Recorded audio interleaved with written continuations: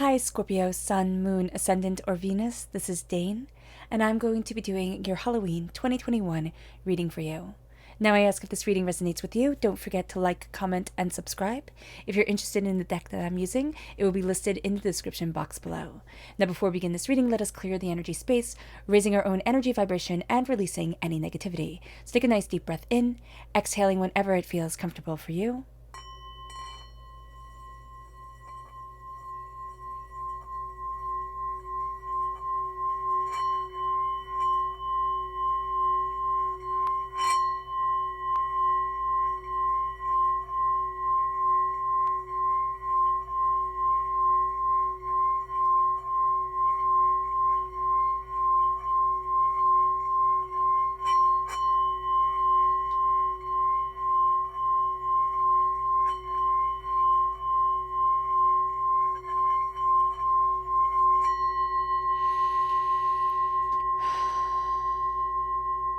Releasing all negativity from the body like storm clouds, letting ourselves feel calm, centered, and at peace as we enter into this safe and loving space.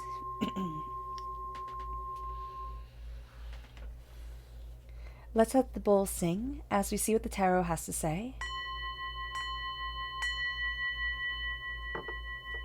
Scorpio. What message does Spirit have for Scorpio for 2021 Halloween?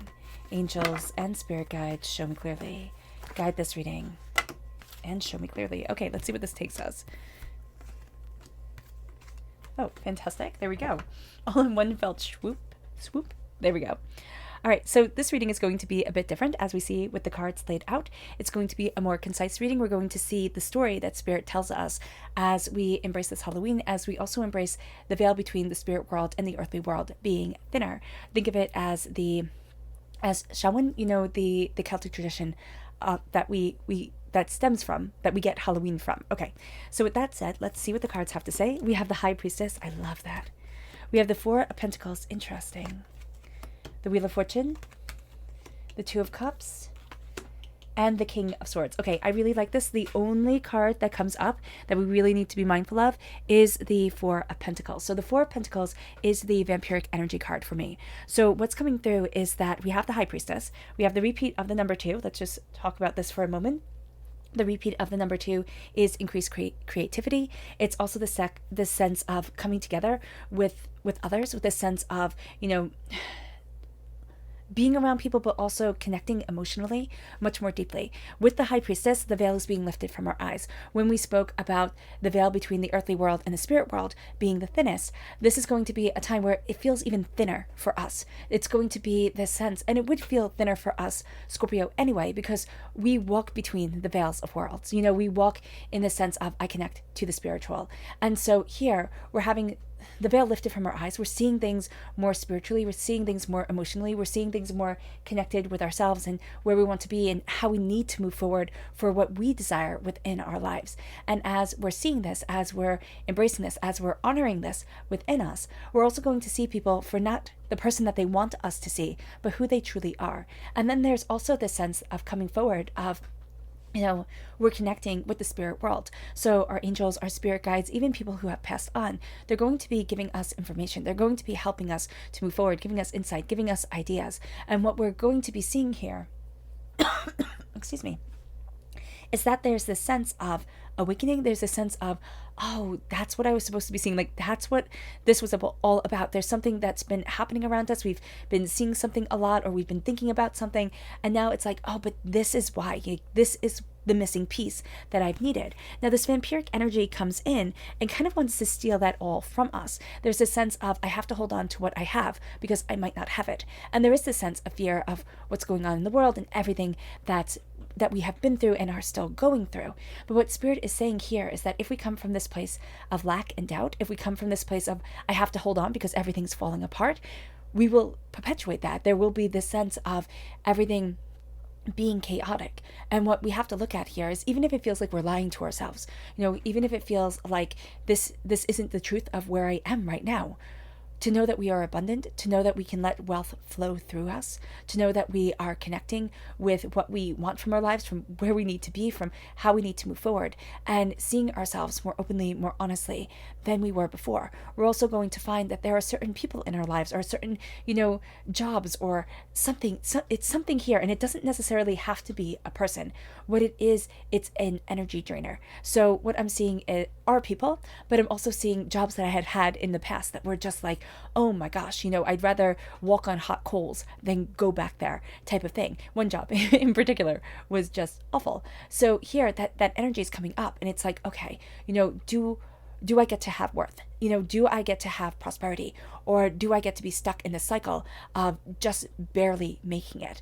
And there's this sense of saying enough is enough. And there's a sense of following our voice and following our insights and following what we desire and knowing what it is that we want now and how it is that we're changing our future, because we're being given the tools here to change the future.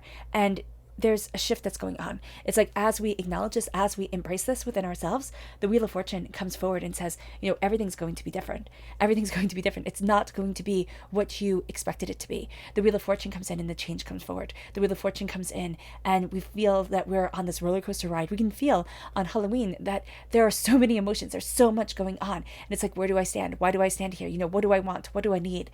And there's a sense of confusion. And then there's a sense of clarity. There's a sense of, oh, but that's it, isn't it?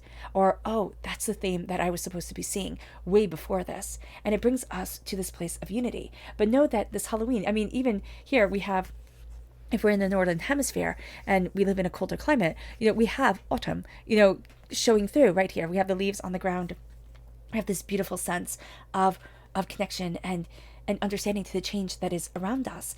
And we have the Two of Cups. We have this sense of embracing our emotions, embracing what we need, this unity of the masculine and the feminine, the sacred masculine and the sacred feminine, and knowing that there is not sacredness without these two aspects of ourselves coming forward, and this connection of what we desire and want and need within our lives. There's a healing.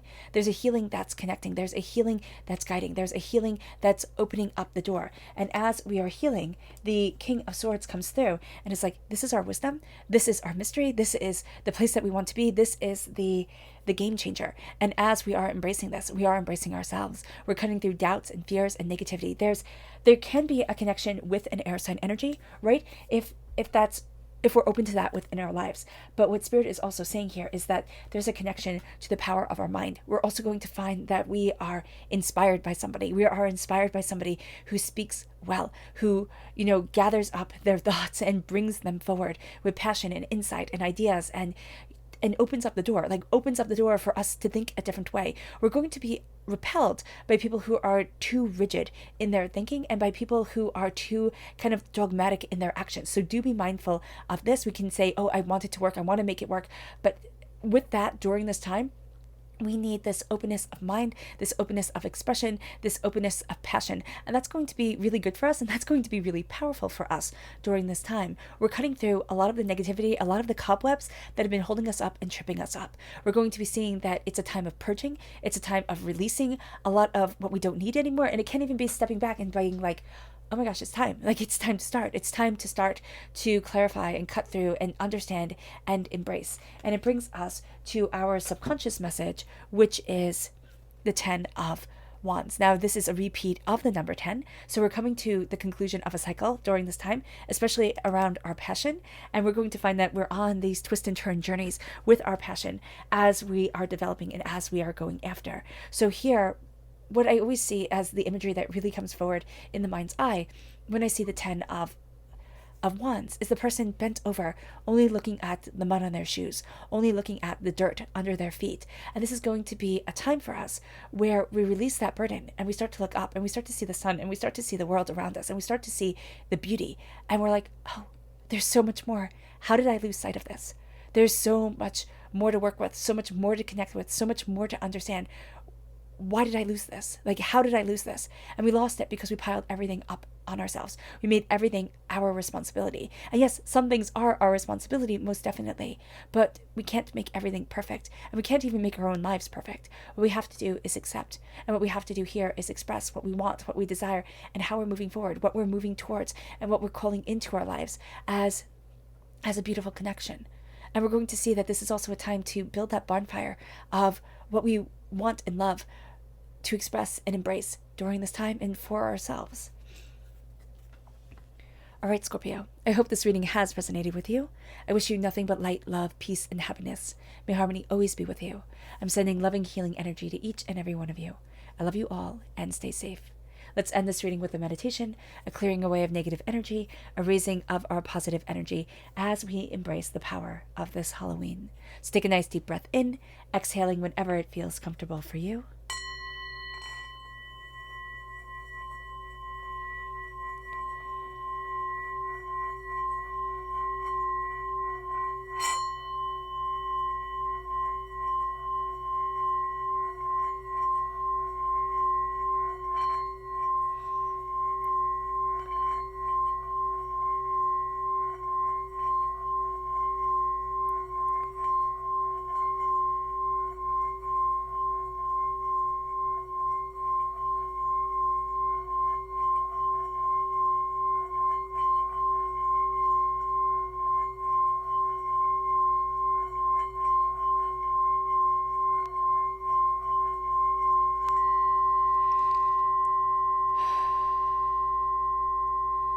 May you move forward in peace and in harmony, Scorpio, and may you have a blessed Halloween.